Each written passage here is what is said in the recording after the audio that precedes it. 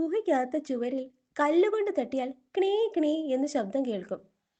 അക്കാര്യം ഇവിടെ എഴുതി വെക്കണം. ബോർഡ് എഴുതാൻ ആ പടം വരയ്ക്കുന്ന കരടിയോട് പറഞ്ഞിട്ടുണ്ട്. പോയി ആ ബോർഡ് വാങ്ങിക്കൊണ്ടു വാ. രണ്ടാളും കൂടി പോകണ്ട, സൂത്രന് വേറെ പണിയുണ്ട്. നല്ല പതുപതുപ്പുള്ളൊരു മെത്തയുണ്ടാക്കി കൊണ്ടുവരണം. മെത്തയോ? എങ്ങനെ? എങ്ങനെയോന്നൊക്കെ താൻ തീരുമാനിച്ചോ. ബോർഡ് കൊണ്ടുവരാൻ ശരി പോയാൽ മതി. കുറച്ച് ചായം വേറെ വാങ്ങണം. സൂത്ര, ബോർഡ് കിട്ടി. ഏ, ഇതെന്താ? കലക്ക മെത്തയാ. വള്ളികൾ കൂട്ടിത്തുന്നി സഞ്ചി പോലെയാക്കി. എന്നിട്ട് അതിൽ പലതരം ഇലകൾ നിറയ്ക്കുകയാ.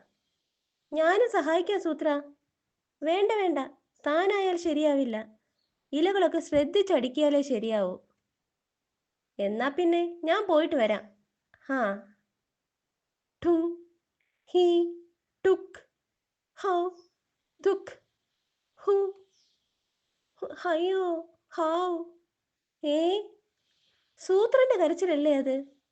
എന്തു പറ്റി സൂത്ര? ആരൊക്കെയോ വന്ന് ഇടിച്ചടോ. എന്താ കാര്യമെന്ന് മനസ്സിലായില്ല.